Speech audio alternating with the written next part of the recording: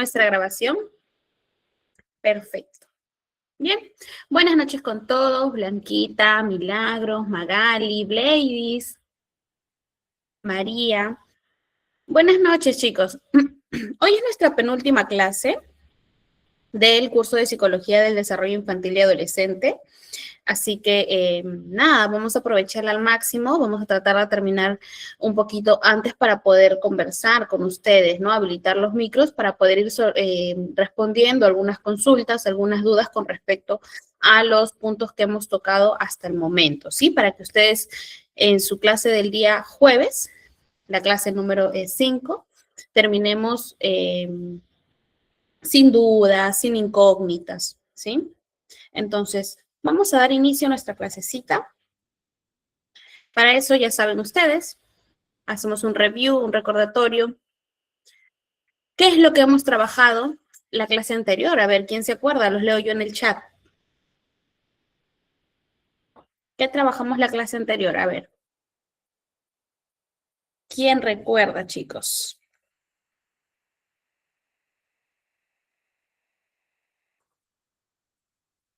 ¿Qué vimos en nuestra clasecita anterior?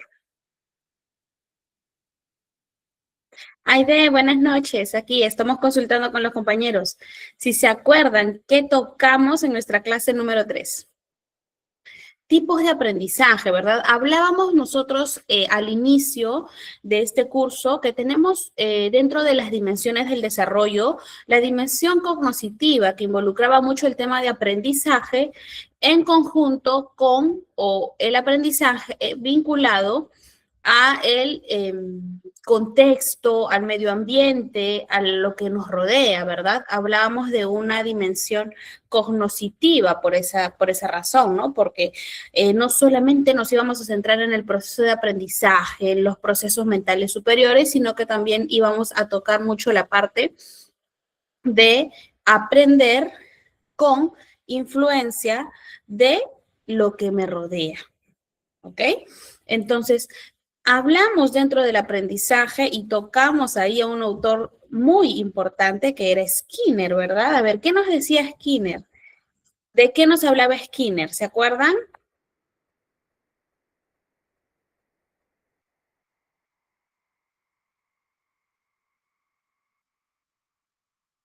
Ok, Blady, sí, no te vi la clase anterior. No te preocupes. Hablábamos nosotros en la clasecita anterior del condicionamiento operante, ¿sí? Nosotros ya hemos tocado las diversas teorías con respecto a lo que es el desarrollo. Vimos en algún momento a lo que era Piaget, ¿no? Con sus 4 estadios. También vimos lo que era a Vygotsky con las teorías contextuales, y así hemos visto también a otros autores. Sin embargo, en nuestra clasecita anterior, Bladys, nos centramos netamente en lo que era el aprendizaje, ¿sí? Para eso, dentro del aprendizaje, pudimos tocar a lo que era nuestro autor de Skinner, ¿no? Skinner nos decía y nos hablaba sobre el condicionamiento operante, que ya lo hemos hablado en anteriores veces, pero esta vez es importante volverlo a tocar porque, como siempre les digo, tenemos muchos profesionales en formación aquí. Entonces, es necesario que ellos puedan conocer la forma en la que nosotros podemos, a través de un condicionamiento operante, enseñar, ¿ok? Ahora, el condicionamiento operante nos traía 4 elementos importantes. ¿Ustedes se acuerdan de esos 4 elementos importantes? Yo les ayudo con uno, reforzador positivo. ¿Cuáles eran los otros 3? A ver, ¿quién se acuerda? Skinner nos hablaba sobre el condicionamiento operante y nos daba a conocer 4 factores importantes. Genial, Bladys. Reforzador positivo, reforzador negativo. ¿Qué más? Nos faltan 2.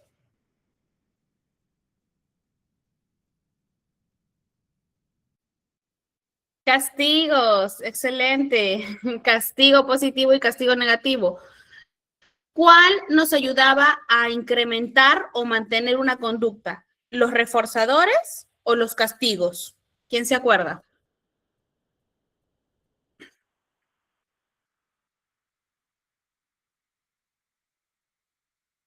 ¿Qué elementos nos ayudaban a incrementar una conducta o a mantener la conducta? Reforzadores, excelente. Y los castigos nos ayudaban a disminuir, ¿no? A disminuir o a, en todo caso, nosotros poder quitar, desaparecer una conducta. Entonces, genial. Hasta ahí estamos perfectos. También acuérdense que hablábamos sobre los tipos de aprendizaje. ¿Alguien se acuerda qué tipos de aprendizaje vimos la clase anterior?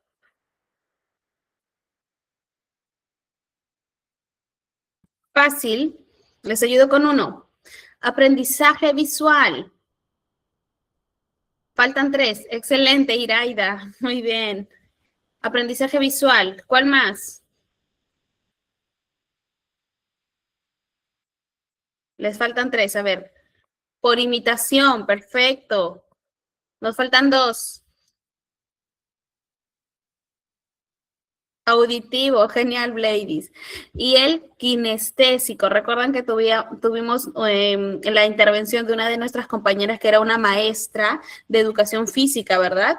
Que nos hablaba mucho sobre lo importante y lo valioso que para ella es este aprendizaje kinestésico, ya que al ser ella una maestra de educación física, sabe manejar el hecho de que sus alumnos puedan aprender a través del movimiento, a través del juego, a través de actividades que involucran la parte motriz, ¿no? Entonces, perfecto, chicos. Aprendizaje visual, como su propio nombre lo dice, aprendo mejor cuando veo. Aprendizaje auditivo, cuando hablo o escucho. Aprendizaje kinestésico, aprendo mejor cuando me muevo. Y el aprendizaje por imitación, pues como su propio nombre lo dice, a través de la imitación que puedo realizar, ya sea de un adulto, de mi cuidador, de mi maestro, de mis compañeros, entre otros. ¿Sí? También hablamos un poquito al inicio de esa sesión de lo importante que era la estimulación temprana, ¿verdad? Y de los beneficios que me daba el hecho de poder yo tener o poder llevar, ¿no? En los primeros años de vida una estimulación temprana.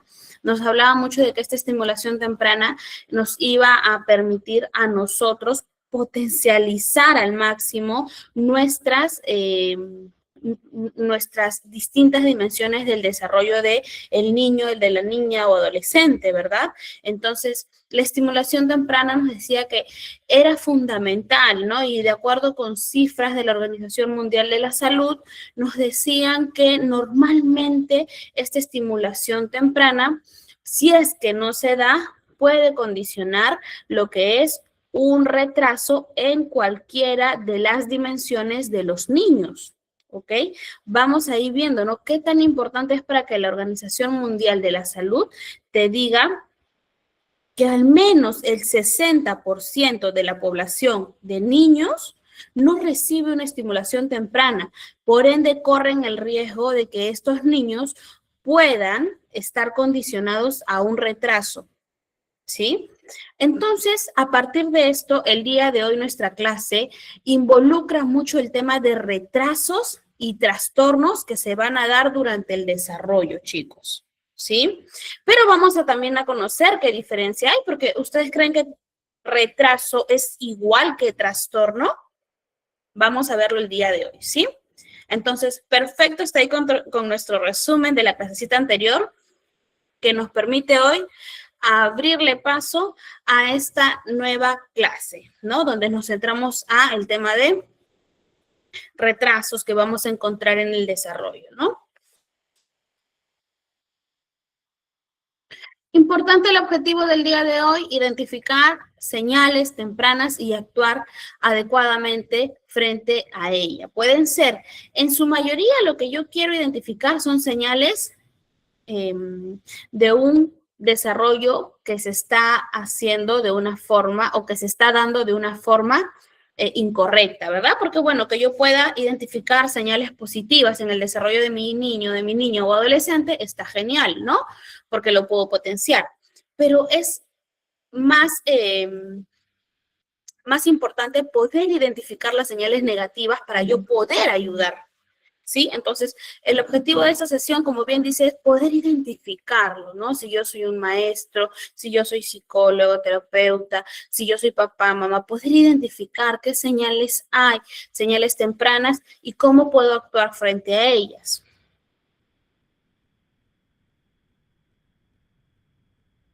Primero es importante que nosotros tengamos muy en cuenta qué es un retraso, ¿sí? El retraso, chicos, básicamente es una demora significativa en áreas como la parte motriz, como área de lenguaje, como la parte cognitiva, la parte socioemocional o autonomía, ¿no? Que nos habla de la independencia que va desarrollando el niño mientras va creciendo, ¿no? Acuérdense que mientras él va creciendo, la dimensión social, del desarrollo social, nos habla mucho de la forma en la que éste va adquiriendo cierta independencia, lógicamente, de acuerdo a su edad, ¿ya? Entonces, el retraso va a involucrar eso, ¿no? Una demora significativa en cualquiera de las dimensiones del desarrollo de los niños, ¿sí? Por eso es importante que ustedes tengan claro siempre sus 4 dimensiones. ¿Puede afectar un solo dominio o una sola dimensión? Sí. Puede afectar solamente la dimensión cognitiva, puede afectar solamente la dimensión social, puede afectar solamente la dimensión emocional, pero también se dan casos en donde un retraso puede afectar a más de una dimensión. Y vamos a verlo más adelante, pues, ¿no? Muchos factores, algunos son genéticos y otros ambientales, pueden contribuir al tema de un retraso en el desarrollo del niño, niña o adolescente. ¿Sí? Vuelvo a leer acá. Factores genéticos o factores ambientales son los que van a tener cierto peso para poderse generar algún retraso. A veces estos retrasos son señales de una afección subyacente, mientras que en otros casos los niños simplemente pueden necesitar un poco más de tiempo y apoyo para recuperarse. Los retrasos globales del desarrollo se producen cuando un niño experimenta retrasos en al menos 2 de las 5 áreas principales del desarrollo, ¿no? Esto es significativamente menos común que un solo retraso en un área, ya que se presenta en aproximadamente entre el 1% y el 3% de los niños. Estas estadísticas que nos dicen entre el 1 y el 3% de los niños nos habla de un retraso que se da en más de una dimensión. Los estudios sugieren que entre el 10 y el 15% de la población mundial experimenta algún grado de retraso en el desarrollo. Pero ¿cuál es lo importante aquí en el desarrollo? Como bien dice acá, el desarrollo puede necesitar un poquito más de tiempo y con apoyo de un profesional podemos lograr que el niño logre recuperarse, logre estabilizarse como tal, logre lo que es un desarrollo adecuado acorde a su edad, ¿sí? Esto es en el caso de los retrasos. Nosotros vamos a trabajar 4 tipos de retrasos, chicos. Tenemos retrasos cognitivos que involucran los procesos mentales superiores.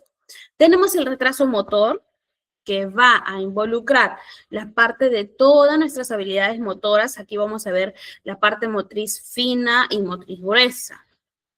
Tenemos retrasos sociales, emocionales y conductuales, ¿no? Que como bien lo dice su nombre, la parte en la cual vamos a ver retrasos a nivel de cómo está el comportamiento, cómo se está relacionando a nivel social, emocional, mi niño o niña, y retrasos en el habla, ¿sí? Son los 4 retrasos que nosotros vamos a abordar, vamos a tomar en cuenta.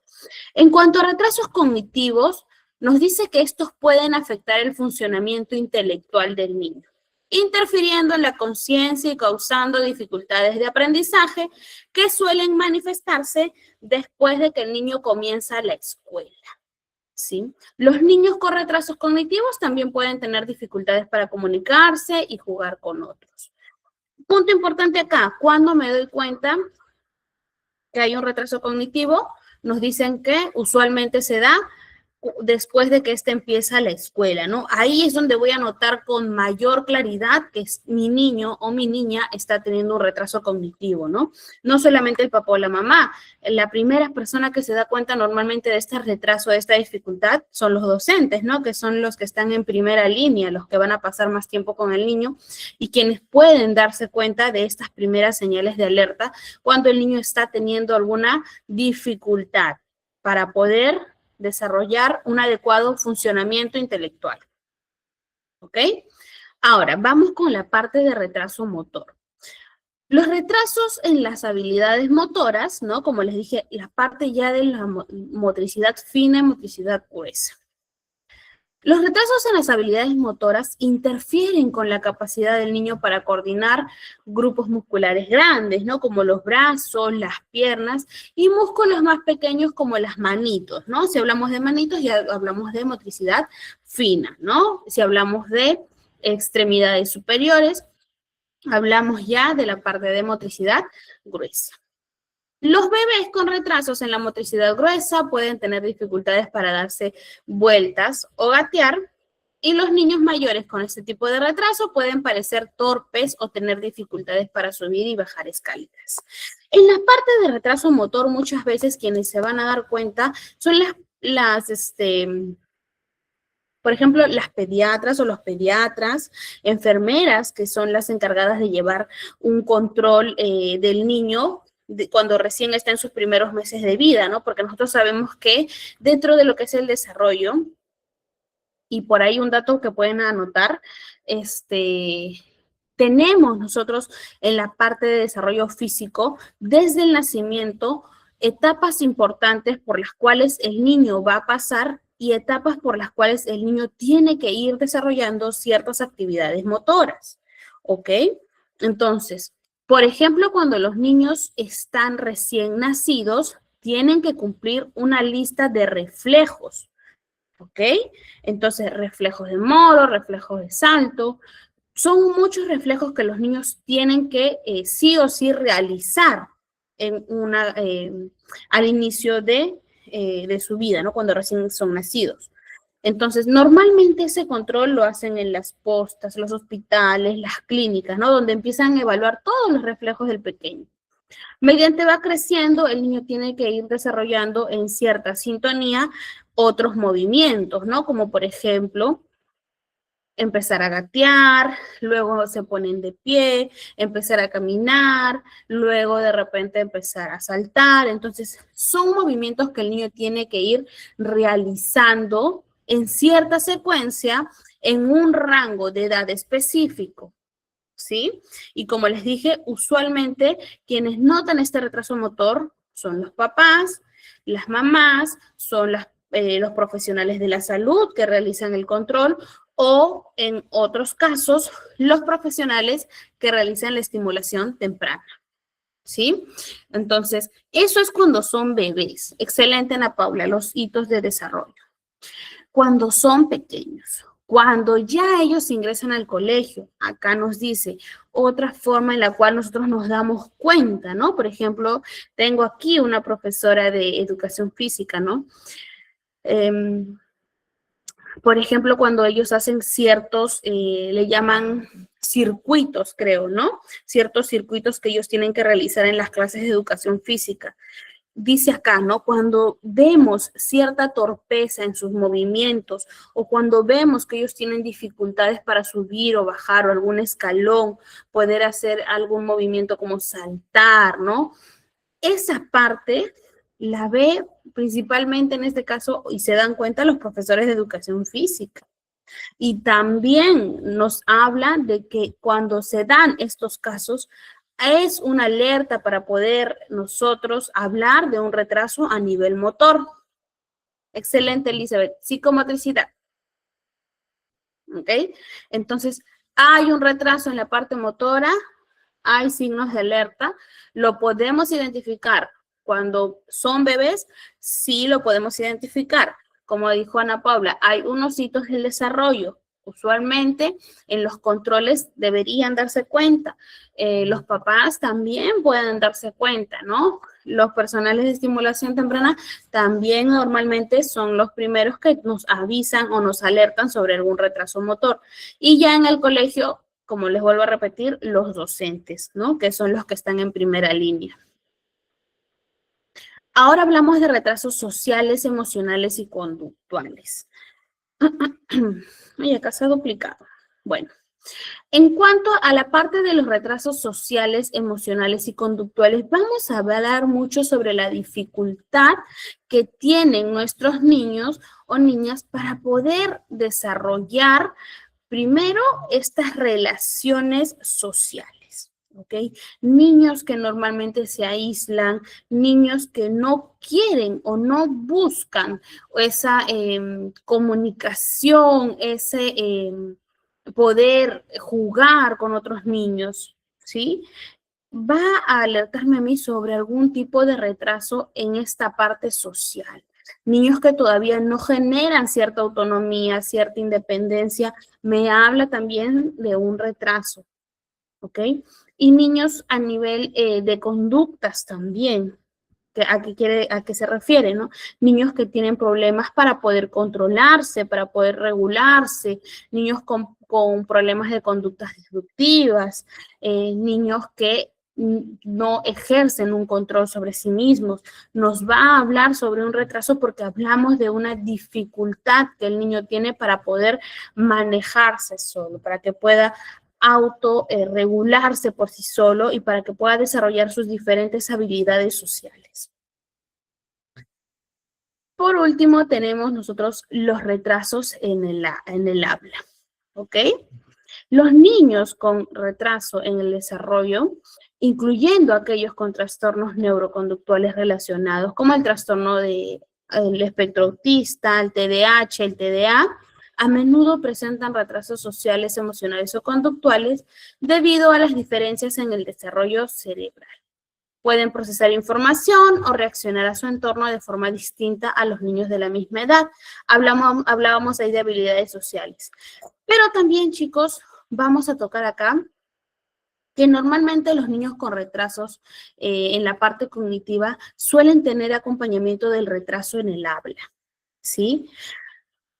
A cierta edad, los niños tienen que alcanzar un número exacto de palabras, ¿no? Normalmente te dicen que hasta el primer año de edad, normalmente 30 palabras bien habladas. Solo palabras, ¿no? Todavía no se le pide al niño frases, oraciones, no. Pero al año o 12 meses de edad, el niño tiene que cumplir con un cierto rango de palabras que ya habla. Entre 26 a 30 palabras, si mal no recuerdo, son las que un niño con un añito de edad o 12 meses debería ya hablarlas con fluidez, con excelente articulación. Conforme va avanzando el tiempo, el niño ya va a estar en la capacidad de poder armar frases, por más sencillas que fueran, ¿no? Quiero agua, quiero comer, quiero, no sé, a ver, normalmente quiero fruta, ¿no? O sea, frases simples, pero el niño ya tiene que realizar dichas frases. Entonces, cuando el niño no alcanza este rango de palabras, vemos que tiene dificultad para formar las frases, oraciones, para poder expresarse con fluidez, vamos a tener señales de alarma en la parte del habla. Entonces, también igual, como les dije hace un momento, cada uno de estos tipos de retraso tienen un punto a su favor, que con apoyo pueden lograr en cierto momento colocarlos en sintonía y que puedan seguir avanzando en su desarrollo evolutivo con normalidad.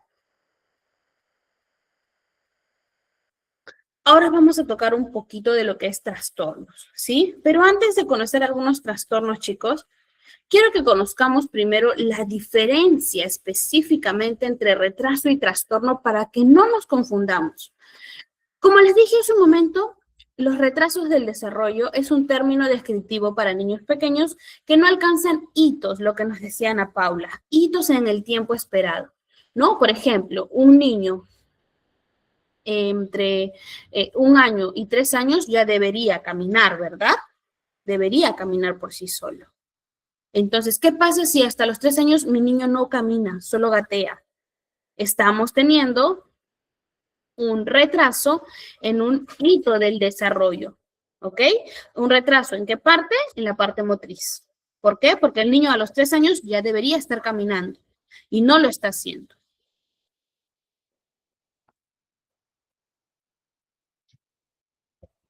Ahora, en la parte del lenguaje igual, aquí Ana Paula me hace una aclaración. A ver, Ana Paula, al año deben de decir de 3 a 5 palabras y entender su significado. Ah, ok, hablamos ahí palabras entendiendo el significado. Ojo, que tu niño pueda hablar más palabras y no entenderlo es normal. Por ejemplo, si yo te digo que el niño tiene que hablar 26 palabras, normalmente es papá, mamá, teta, agua, el nombre de si tiene un hermano, ¿no? El nombre del hermano, pero también le sumamos a que de repente si el niño quiere pan, o sea, puede hablar más de estas palabras y no conocer el significado. Pero como dice Ana Paula, si hablamos específicamente de palabras donde el niño sepa cuál es el significado, probablemente si Ana Paula tiene este dato importante que solamente son de 3 a 5 palabras que el niño puede procesar como tal, ¿no? De saber esta palabra significa tal, ¿sí? Pero créeme, Ana Paula, que si mal no recuerdo, entre palabras que solamente el niño sean habladas, no sin saber el significado, pueden hablar más de 26 palabras aproximadamente. Por ejemplo, Janet, mi hija tiene 3 años y se expresa muy bien. Excelente, ¿ya? Entonces, nada, chicos, continuamos. Entonces, el retraso nos habla de eso, ¿no? De pequeños que no alcanzan un hito, de pequeños que no están logrando cumplir con ciertos hitos específicos que se les pide en un rango determinado de edad. A veces pueden alcanzarlo con intervención, lo que les decía hace un momento. El retraso tiene esa parte que me gusta a mí, ¿no? Con ayuda profesional, como dice acá, con intervención profesional, podemos lograr nosotros superar ese retraso. Podemos lograr que el niño pueda generar un desarrollo, una evolución de manera normal, ¿no? Como que se pueda poner en el mismo en el mismo nivel. Sin embargo, eso no ocurre con el trastorno. Un trastorno del neurodesarrollo implica un patrón más estable de alteración. Ya nos habla acá de criterios diagnósticos específicos. En muchos casos, las dificultades tienden a ser crónicas, ¿no? Por ejemplo, si yo tengo un pequeño con TEA, por más que él reciba intervención, tiene el diagnóstico de TEA2. Que la intervención lo va a ayudar así a mejorar en ciertos aspectos, generar cierta independencia, desarrollar y potenciar alguna de sus habilidades. Pero con la intervención, el niño no va a dejar de ser una persona, no va a dejar su diagnóstico TEA, ¿ok? Siempre va a tener esa condición. Como les vuelvo a repetir, lógicamente, con intervención vamos a ver mejoras. Con intervención vamos a ver progreso. Con intervención vamos a fomentar nuevas habilidades. Pero no cambia el diagnóstico, ¿sí? Entonces, eso es lo que nos hace diferentes entre retraso y trastorno. Entonces, por aquí la tarea para ustedes, chicos, que puedan ahondar más en los trastornos del neurodesarrollo, ¿ok? Aquí yo les dejo el nombre de los trastornos como tal. Nosotros tenemos lo que es el trastorno del desarrollo intelectual, que nos habla mucho de un trastorno ya a nivel de procesos mentales superiores. Tenemos trastornos de la comunicación, ¿no? Donde encontramos trastornos del lenguaje, trastornos fonológicos. La tartamudez entra en un trastorno. Trastorno de la comunicación social. Tenemos acá el famoso TEA, ¿no? Trastorno del espectro autista. El TDAH, el TDA, trastorno por déficit de atención o trastorno por déficit de atención e hiperactividad. trastornos del aprendizaje específico, ¿no? Lectura, escritura, matemáticas, hablamos ahí de dislalia, discalculia, disgrafia, ¿no? Que son mayormente los trastornos del aprendizaje más conocidos, ¿no? Dislalia, las dificultades en el habla, discalculia, las dificultades para nosotros poder generar ciertos cálculos a nivel matemático, pues no a nivel de números, ¿no? Disgrafia, las dificultades que tengo para poder desarrollar una correcta escritura y poder entenderla. Y los trastornos motores, ¿no? Como trastornos del desarrollo de la coordinación, movimientos estereotipados, los tics, incluidos el síndrome de Tourette. ¿Sí? Entonces, les pido a ustedes de favor que ahonden más en estos trastornos para que ustedes puedan empaparse un poquito más de ellos.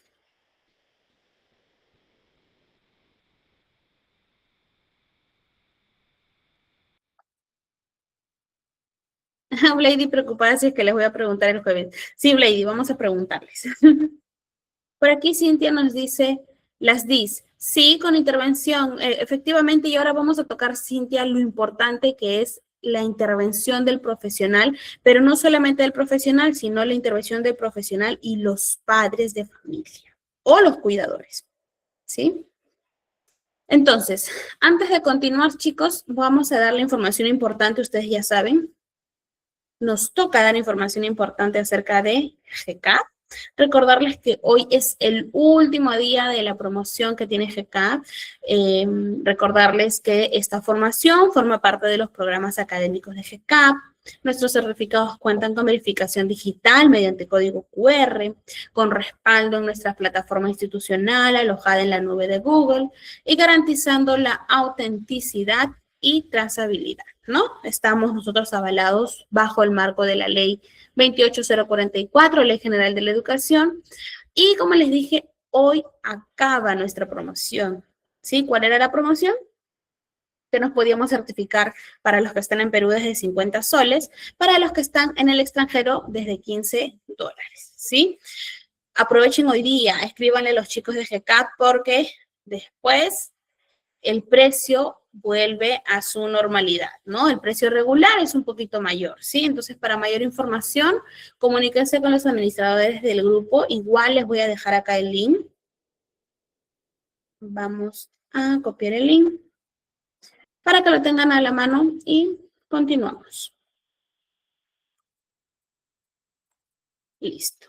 Ahí les envío el link. Los que quieran el tema de la certificación, denle clic y los lleva automáticamente al grupo de administrador, al chat con el administrador de GCAP, ¿sí? Listo. Entonces, ya teniendo claro las diferencias entre retraso, trastorno, aquí tienen su tarea, poder ahondar más, investigar más sobre los trastornos como tal. Vamos a hablar ahora de lo que nos mencionaba Cintia, el trabajo importantísimo que realizan los profesionales, ¿ok? No solo los profesionales tienen este compromiso de un trabajo excepcional, sino que también involucra a lo que son los padres o la red de apoyo, ¿sí? Porque muchas veces me dirán, no, pero a veces los papás no están, las mamás no están. ¿Quiénes son la red de apoyo? No sé, de repente lo cuida el tío, la tía, el abuelito, el hermano mayor, la hermana mayor. Entonces, es un trabajo en conjunto, chicos, ¿sí? Primero porque nos dice acá, los especialistas, el profesional, en este caso puede ser un psicólogo clínico, el pediatra, el profesional especialista como tal, evalúa, hace un diagnóstico, diseña un plan de intervención con objetivos claros. Aquí hago un paréntesis de lo importante que es poder generar un diagnóstico con un buen especialista, porque a raíz de mi diagnóstico yo voy a poder trabajar lo que necesita específicamente mi paciente, ¿sí? ¿Qué quiere decir esto? Si yo hago un mal diagnóstico, por ejemplo, si yo voy y pido un diagnóstico en un profesional con poca poca validez, poca fiabilidad, poca confianza, ¿no? Si yo me voy a un lugar donde no confío en el profesional, donde no conozco su trabajo, donde hay ciertos factores que me hacen dudar del profesional y finalmente pido un diagnóstico y en el peor de los casos, el diagnóstico de mi niño o de mi niña era TEA y el profesional me dio un diagnóstico de TDAH. ¿Creen ustedes que vamos a poder diseñar un buen plan de intervención con un mal diagnóstico? ¿Qué dicen? Si yo como profesional hago un mal diagnóstico, voy a arruinar todo el proceso, chicos. Si yo me equivoco en el diagnóstico, arruino en absoluto todo lo que viene en adelante. La intervención, el plan de intervención como tal se va a ver dañado. ¿Por qué? Porque voy a aplicar un plan de intervención de TDAH en un niño que tiene TEA. Lo voy a hacer mal. No solamente voy a perjudicar el plan de intervención, sino que voy a perjudicar al paciente. Entonces es importante que ustedes, cuando recurran a un especialista, puedan hacerlo con total seguridad, con total confianza en el trabajo de ese especialista, chicos. ¿Sí? A veces dicen, no, porque, no sé, por tema de costos puede ser, ¿no? Recurrimos a especialistas que no nos dan esa confianza y finalmente perjudican la vida del niño o de la niña. Entonces, es necesario que ustedes tengan y sean conscientes del trabajo importante que realiza el especialista. El especialista diagnostica, ¿sí? Y un mal diagnóstico puede impactar de una forma muy negativa en el desarrollo de un niño o de una niña, ¿sí? Entonces, punto importante con esto, chicos. Los especialistas realizan un trabajo muy importante. Sí, sí, Ruth, el especialista, por ejemplo, el psicólogo cuando ve que hay algún trastorno del neurodesarrollo, te va a poder derivar a un neuropediatra, ¿no? De la mano, ellos hacen un diagnóstico, ¿sí? Ellos hacen un diagnóstico. Entonces, se puede generar, y como les digo, si el psicólogo te sugiere una derivación, háganlo, chicos. Sí, porque no todo, muchas veces he visto casos en los que el psicólogo deriva a una consulta con un neuropediatra y a veces los papás como que prefieren cambiar de psicólogo que irse al otro profesional especialista y a veces hay trastornos de los cuales nosotros necesitamos como tal un complemento, ¿no? Desde otro lado, en este caso de neurología, neuropediatra, o sea, se va a necesitar. ¿Ok?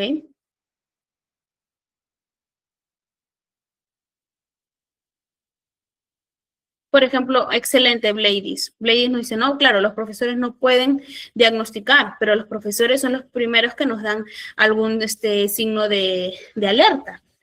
Por ejemplo, como psicóloga, a veces me ha tocado pedir un informe por parte del profesor. Un informe por parte del profesor, donde el profesor me responde a ciertas preguntas a nivel conductual, a nivel del habla, a nivel de la parte de aprendizaje. Entonces, nos ayuda mucho la observación que tienen los docentes y la percepción que tiene el docente del alumno para yo poder ir complementando mi informe y finalmente poder diagnosticar. Excelente, Ruth. Son los primeros que se dan cuenta de los déficits, de los retrasos. Entonces, chicos, aquí trabajo muy importante del especialista, ¿sí? Mi especialista evalúa, diagnostica, diseña un plan de intervención, tiene objetivos claros, utiliza técnicas específicas, hace seguimiento. Es importante los seguimientos que realice el especialista porque ahí tengo que evaluar yo si es que está viendo algún avance o por qué, y si es que no hay avances en mi niño o mi niña, ¿por qué no hay un avance? ¿Qué está ocurriendo? ¿Qué está pasando? ¿Estoy aplicando mal de repente alguna técnica o la técnica que aplico no está funcionando? O de repente el niño todo bien en la sesión, pero en casa no lo están apoyando, que muchas veces sucede. Entonces, se tiene que hacer un seguimiento, ¿sí? Esto aumenta mucho las probabilidades de que el niño mejore y necesite menos apoyo en el futuro, lo que les decía hace un momento, ¿no? En el tema de, por ejemplo, los trastornos, podemos nosotros tener ayuda terapéutica, sí, ¿no? Probablemente, o lo que va a ocurrir es que con ayuda de las terapias, mi niño no deja de ser un TEA, pero a futuro ya necesita menos apoyo, ya logra realizar actividades por sí solo, ya entiende mejor las indicaciones, sigue instrucciones, ¿sí? Entonces, punto importante ahí para el tema de especialistas, conozcan el trabajo de la especialista, valórenlo, sean conscientes de lo importante que es el diagnóstico, el plan de intervención, el tema del seguimiento, el tema del abordaje como tal de las necesidades del niño. Ahora vámonos con los papás o la red de apoyo.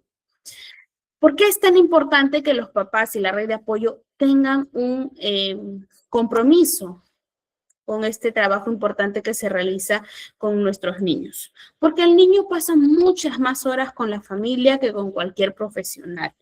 Por eso, lo que se hace en casa todos los días, que son las rutinas, los juegos, la comunicación, puede reforzar, que es lo que queremos, o puede debilitar el tratamiento, ¿sí? Como yo siempre digo, si yo atiendo a un paciente, normalmente lo veo 2 veces por semana, aproximadamente 45 minutos a 60 minutos, 2 veces por semana, lo que yo le enseño, si en casa no lo refuerzan, se va a perder. Se va a perder en el transcurso de los días. Porque como dice bien claro acá, el niño pasa más tiempo con la familia, con la mamá, con el papá. Y el trabajo que ellos hagan puede reforzar, como dice acá, o puede debilitar mi trabajo como profesional. ¿Ok? Entonces, es importante que se genere este trabajo en conjunto, ¿sí? No solamente es esperar resultados de las terapias que realice mi hijo en la parte de psicología, sino que también es reflexionar sobre yo como red de apoyo, ¿en qué estoy cooperando? ¿En qué estoy colaborando? ¿Estoy haciendo mi trabajo? ¿Sí? Entonces, muchas veces por eso no vemos avances o los avances son muy lentos.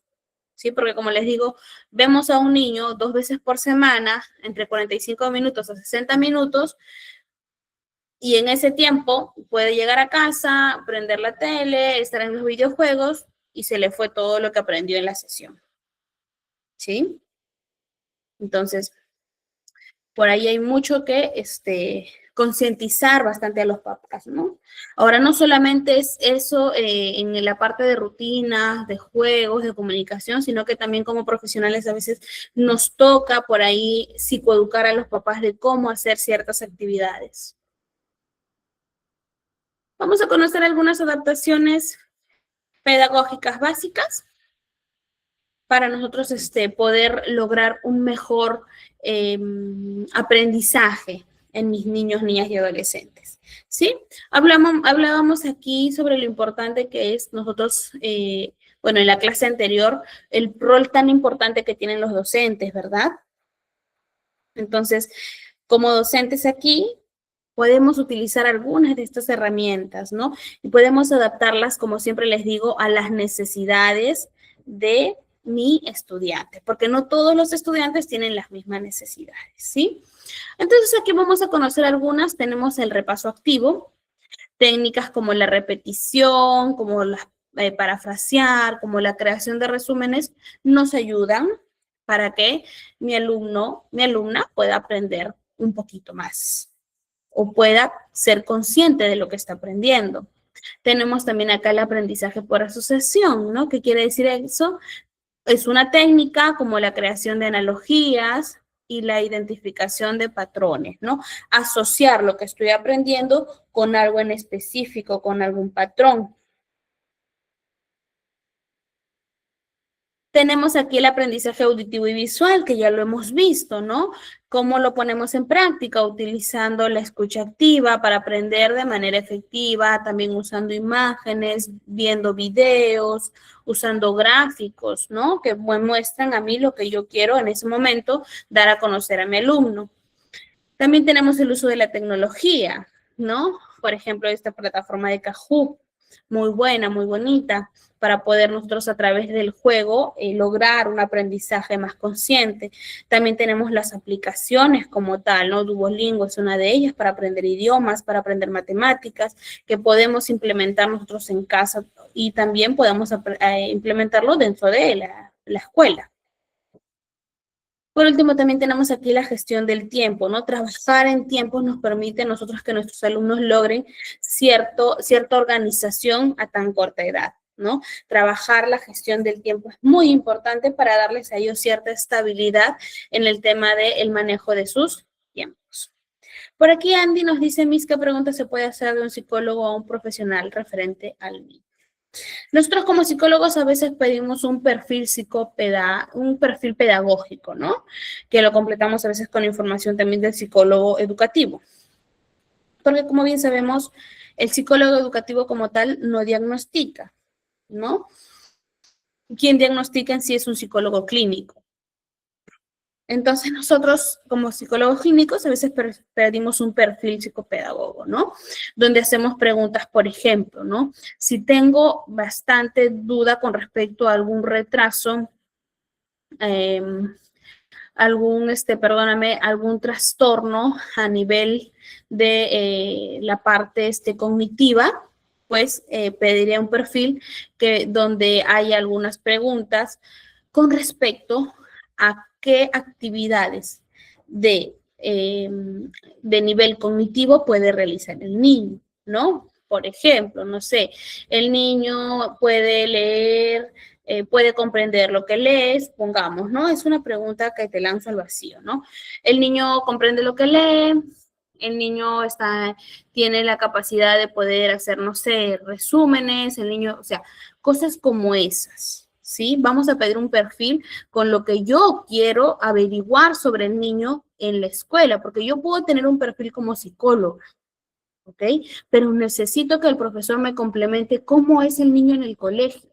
Si es que el niño también tiene esas mismas dificultades en el colegio, entonces se le pide al docente ese perfil. Nosotros como psicólogos podemos hacerle las preguntas para que ellos marquen, podemos hacerle preguntas para que ellos puedan escribir y se explayen, para que ellos nos puedan dar una percepción como tal, o simplemente podemos pedirle un informe, ¿no? Donde el docente me pueda a mí ahondar más, con más detalles referentes al niño y a las dificultades que presenta a nivel cognitivo. Podría ser así.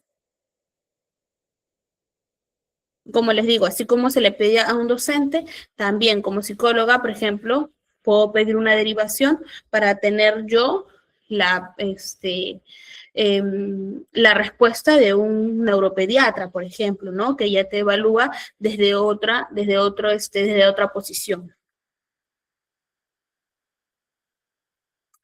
Adaptaciones pedagógicas básicas en cuanto al desarrollo de las habilidades, chicos. Buscamos también el desarrollo de habilidades sociales, ¿no? Como por ejemplo ayudar a los estudiantes a desarrollar habilidades sociales y de comunicación efectiva, ¿no? Hablamos más de mejorar y fomentar la parte en la que el niño pueda relacionarse de una manera adecuada, de una manera correcta, de una manera saludable con sus pares. ¿Qué quiere decir con sus pares? Con sus compañeritos o compañeritas. El desarrollo de habilidades de estudio también, ¿no? Ayudar a los estudiantes a desarrollar habilidades de estudio y gestión del tiempo, ¿no? Donde ellos tengan una rutina específica, un horario específico en el que puedan abordar, por ejemplo, el tema de tareas, por ejemplo, el tema de lectura, ¿no? Lo importante que es el tema de desarrollar nosotros un tiempo específico donde yo me dedique a leer, ¿no? A poder capacitarme, ¿no? A poder aprender cosas nuevas. Entonces, todo eso es muy importante, ¿no? Desarrollar hábitos de estudio, más que todo se les llama, ¿sí? Y el tema de la gestión del tiempo que yo les decía, ¿no? De repente, todos los días, 15 minutos, me dedico a leer un cuento, ¿no? O hago que mi niño tenga ese hábito de la lectura que es muy bueno. Entonces, hay que poder nosotros desarrollarlo. Puede ser en casa o también puede ser en el aula, ¿no? De repente, yo cuando estaba en el colegio, teníamos este hábito de, al momento de ingresar, los 15 primeros minutos eran para leer, ¿ok?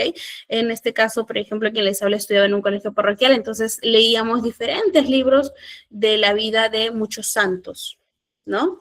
Se generó un hábito de lectura, ¿no? Dentro de lo que fue mi rutina, se generó desde el colegio, más que en casa, ¿no? Desde el colegio se generó este hábito de poder leer todos los días 15 minutos al menos puede ser un libro, puede ser alguna revista, puede ser algo en específico que me permita a mí empaparme de alguna información extra, ¿sí? Y igualmente el tema del hábito de la lectura, chicos, el leer a veces nos ayuda en el tema también de poder del habla, pues, ¿no? Porque nos hace crecer un poco más nuestro vocabulario. Entonces, tiene muchos beneficios. Entonces, dentro de estas adaptaciones es importante que el docente pueda ir tratando de acoplar ciertas actividades y ciertas rutinas que permitan desarrollar hábitos de estudio como tal y de manejo del tiempo. Por último, chicos, vamos a ver acá nosotros muy seguido el tema de el uso de técnicas de organización y planificación, ¿sí? Los estudiantes con trastornos del aprendizaje, acá ahondamos en ellos, a menudo luchan con la organización y la gestión del tiempo. Entonces, con ellos, ¿qué se puede trabajar, Miss? Si es que ellos tienen bastante dificultad con el tema de organizarse, con el tema de gestionar su tiempo. Con ellos podemos utilizar el uso de agendas, listas de tareas, ¿no? Hacerle listas y que ellos vayan colocando check conforme van ellos haciendo cada una de estas tareas. Podemos armar horarios visuales, horarios atractivos que les llamen la atención, ¿no? Para que puedan ayudarse a mantener el tema de sus responsabilidades escolares. Dividir las tareas en pasos más pequeños y manejables es una estrategia efectiva que reduce la sobrecarga cognitiva y ayuda a evitar la procrastinación, ¿no? ¿Qué es la procrastinación? Cuando nosotros vamos ahí aplazando una misma actividad. ¿Qué nos recomienda para los niños que normalmente tienen trastornos del aprendizaje? Hacer o dividir las tareas en pasos cortos, en pasos pequeños, para que ellos reduzcan esta sobrecarga cognitiva, ¿no? Porque ¿qué pasa? El niño empieza a decir como que no, es demasiado, está muy difícil, ya lo hago mañana, luego pasado mañana, ¿sí? Entonces la idea no es esa. La idea es que él pueda cumplir con sus actividades, pueda cumplir con sus tareas. ¿Con qué ayuda lo hacemos? Tratando de hacer que estas tareas sean en pasos más cortos, más pequeños, para que él no se sienta tan sobrecargado, él o ella no se sientan tan sobrecargados. Podemos aplicar esta técnica desde el aula, podemos aplicar esta técnica en casa y lo podemos manejar también en una sesión de psicología, ¿sí? El desarrollo de habilidades de autorregulación, ¿no? Para quienes tienen algún tema, alguna dificultad en la parte de la dimensión del desarrollo emocional, del desarrollo social. Nos habla aquí de la autorregulación, que es muy importante para que los estudiantes manejen el estrés, las emociones, ¿no? Que pueden muchas veces surgir debido a las dificultades del aprendizaje. Normalmente, chicos, los niños se dan cuenta cuando ellos tienen alguna dificultad. ¿Cómo se dan cuenta? ¿Por qué mi compañero sí puede sumar de una forma tan rápida y yo no, por ejemplo? ¿No? Ellos logran darse cuenta de eso. Logran darse cuenta como otros niños sí pueden hacer algo que ellos no pueden hacer. Y normalmente esto a ellos también les genera un tema de estrés, un tema de poder manejar esas emociones, ¿no? Que como les vuelvo a decir, surgen a partir de estas dificultades del aprendizaje. Como dice Blaise, se frustran. Ajá, se frustran también. ¿Qué podemos manejar aquí? Algunas técnicas como la respiración profunda, la meditación, la práctica de la atención plena, ¿no? El mindfulness. Hay para niños, así que los invito a revisar de repente en el YouTube. También hay muchas técnicas de mindfulness para niños. Entonces, nos ayuda a que el niño pueda lograr esa autorregulación, que puedan calmarse ellos en ciertas situaciones donde sienten que ya no pueden más. Iraida, sí, no te preocupes, a ver ahí, GCAP, chicos de la administración, suban las diapositivas para que nuestros alumnos tengan todo a la mano. No te preocupes, Iraida. Todas las PPTs se las pasamos aquí a la administración para que se las pueda subir. Qué raro, pero igual ahora yo les hago hincapié en que de repente no se habrán olvidado de alguna que otra clasecita, ¿sí? Listo. Entonces, el desarrollo de habilidades sociales, ¿no? La parte en la que los alumnos o estudiantes se van a relacionar. Las dificultades del aprendizaje, nos dice, puede afectar las interacciones sociales, lo que a menudo lleva al aislamiento, ¿no? ¿Qué nos puede ayudar en esta parte, ¿no? La participación de actividades grupales, el trabajo grupal, dentro y fuera de la escuela. ¿Qué quiere decir eso? Puedo desarrollar actividades grupales dentro de la escuela, pero también fuera de la escuela, ¿no? Si yo como docente estoy viendo estos signos de alerta, ¿no? Que hay dificultades para que el niño pueda socializar, por ahí que se lo digo a la mamá, ¿no? Para que los niños también puedan tener estas actividades de grupo fuera del colegio, ¿no? Por ejemplo, juntarse a ver una película con los amigos, juntarse para hacer algún deporte en específico extracurricular fuera del colegio, alguna actividad fuera, ¿sí? ¿Para qué? Porque lo que buscamos es que el niño logre desarrollar esas habilidades sociales. Recuerden que tenemos nuestros retrasos también a nivel social, emocional. ¿Sí? Entonces, si es que estamos viendo estas alarmas, estos signos de alerta, avisar, chicos, conversar con los padres, ¿no? Sugerir, de repente, como les digo, sugerir que él pueda hacer un deporte con los compañeritos, con los amigos, ¿no? Entonces, lo ideal es que desarrollemos en ello las habilidades sociales, empatía, cooperación, resolución de conflictos, entre otros, ¿sí? Perfecto, chicos. Entonces, la misa ha explayado tanto, creo que en 5 minutitos para poder conversar un poquito. ¿Sí? Tenemos activos los micros. Vamos a conversar un poquito. ¿Ok? Bien. Primera manito levantada. Bladys, te escuchamos. Buenas noches, profe Buenas Mercedes. noches, Sí, es muy importante estas clases y más que todo con esos temas que usted está dando de TDAH y otras condiciones en los niños, porque yo tengo un alumno que él, por lo menos yo le detecté ciertas conductas y yo le dije a la mamá, le estuve comentando, pero hay padres que a veces no notan eso en los hijos y creen que eso es normal. Entonces yo le sugerí pues que lo llevara a un especialista, que no estaba de más, pero la mamá dijo que era porque pronto él veía televisión o esa conducta la tenía porque veía muchos muñecos de pronto violentos. Pero yo como di el curso con ustedes de psicología en la educación, que yo me certifiqué, yo ¡ay, pude qué aprender, genial! sí, yo pude aprender muchas cosas que usted enseñó ahí, cómo darse uno cuenta y observar acerca de esas conductas. Entonces yo le dije a una prima mía que es profesora también, yo le dije, bueno, me tocará trabajarle con lo que aprendí con la profe Mercedes, porque ya no hay de otra. Entonces comencé a poner todo eso en práctica y el niño, pues ahorita, él pues ya tiene la conducta mejor, ya se la ha regulado. Me di cuenta que le gustaba dibujar, entonces lo ponía en sesiones de dibujo y así podía actuar haciendo las tareas. Porque él, si le daba 15 minutos de descanso, esa conducta se le perdía, esa comenzaba, como decir así, como emocionado, corría de un lado para otro y caminaba para acá y no se quedaba quieto. Se Entonces desregulaba, yo, más bien dicho.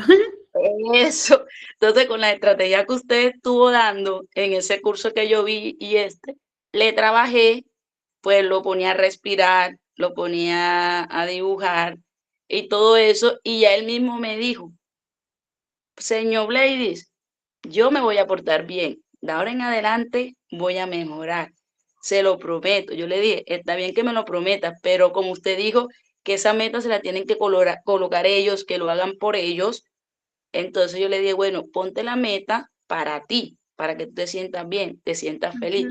Bueno, gracias a todo lo que usted me enseñó, pues el niño la verdad es que ya es más quieto, ya hace las tareas con más amor y con más felicidad. Entonces, bueno, estos cursos son buenos y le agradezco de verdad, señor Mercedes. Me ayudó mucho.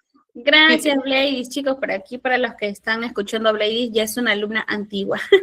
Bladys viene ya en varios cursitos con nosotros. Como dice ella, hemos tenido lo que es psicología educativa, neuropsicología también, ¿no? De la educación, de la motivación. Entonces, nada, de ella, igual como dice, ¿no? Tratemos de estar al pendiente de los cursos para no poder perdernos nada y poder aprender lo más que podamos, ¿no? En este caso, Bladys, te felicito que ya te hayas certificado en tu curso como tal.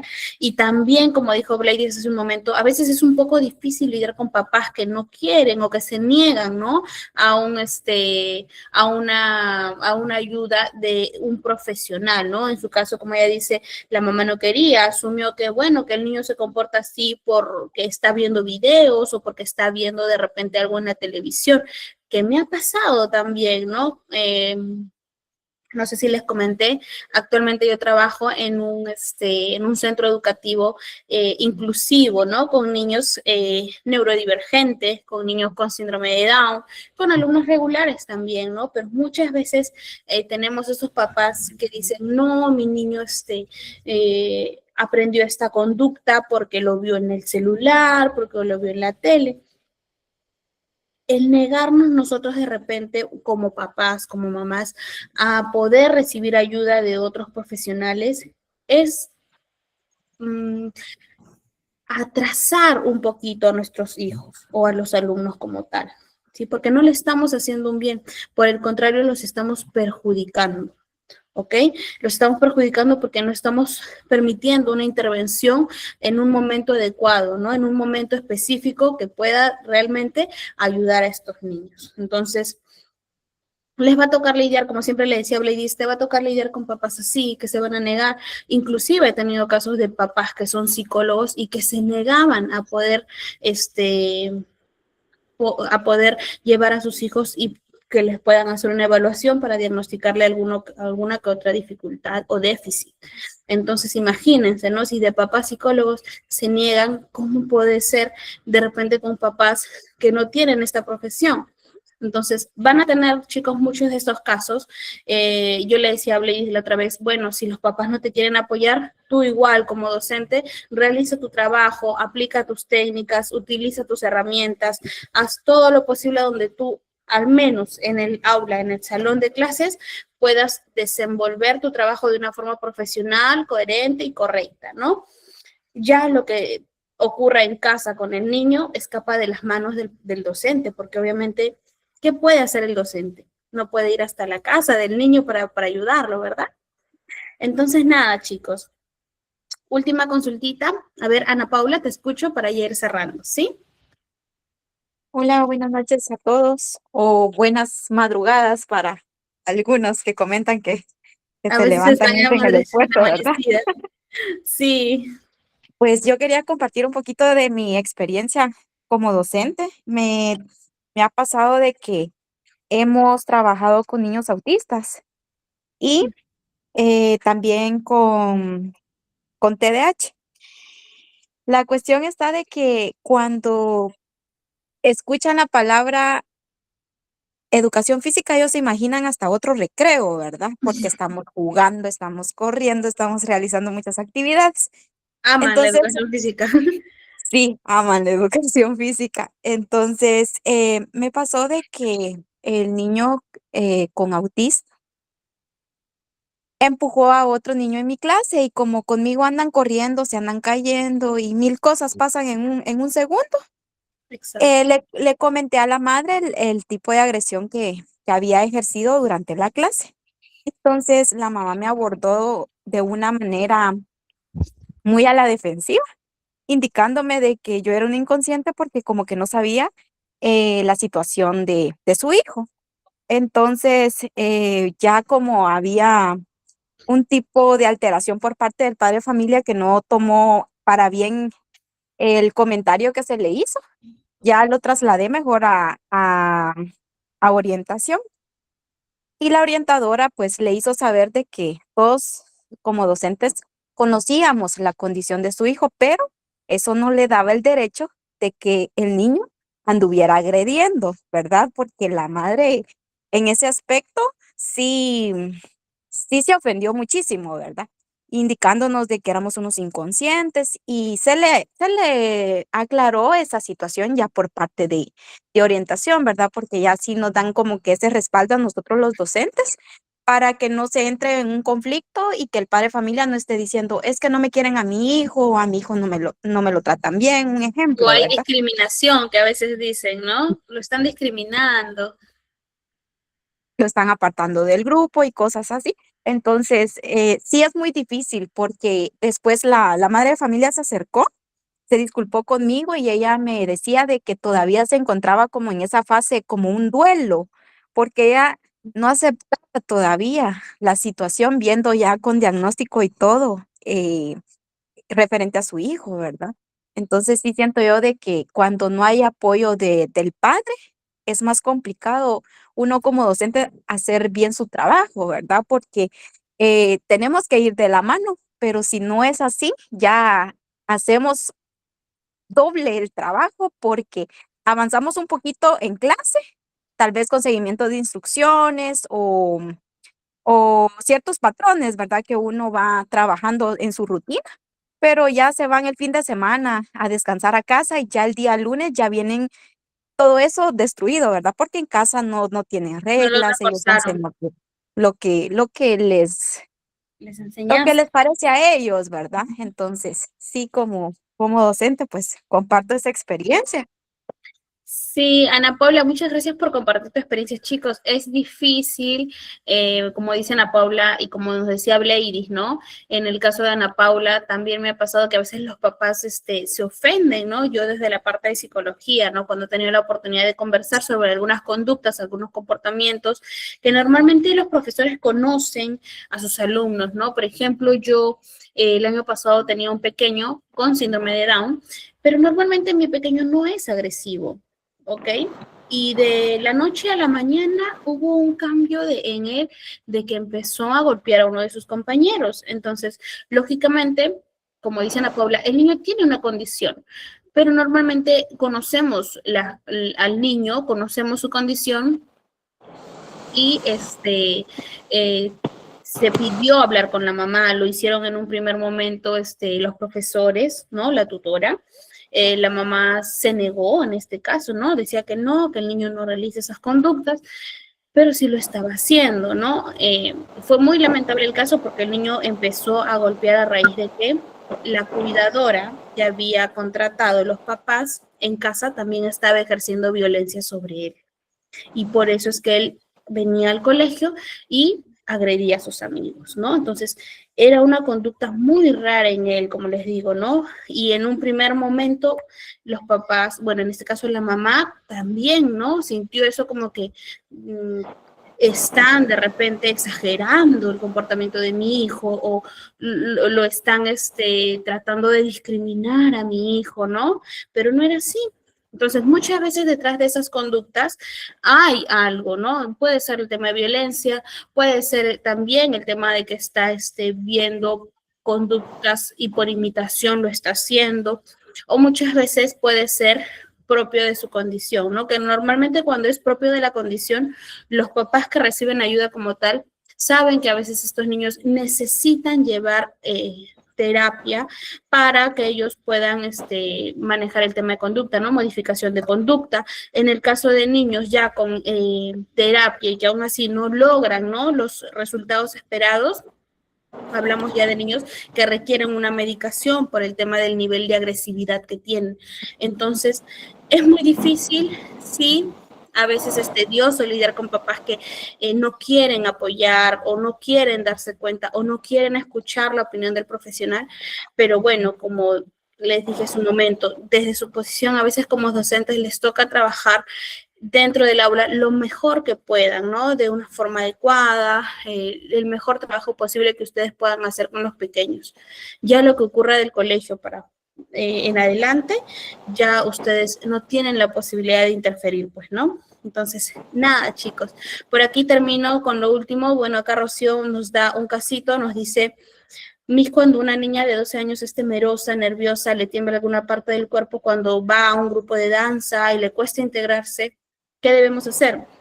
Rocío, estamos de repente aquí ante Es un presunto, pues, ¿no? Diagnóstico. Es de repente alguna dificultad a nivel de las habilidades sociales. Entonces, por ahí que tenemos que trabajar con el tema puedes derivarlo al tema de una intervención psicológica, ¿no? Para que le pueda ayudar en cuanto como te vuelvo a repetir, habilidades sociales, básicamente, porque me hablas aquí de que tiene estas reacciones la niña cuando se va a relacionar con otros niños, niñas o adolescentes.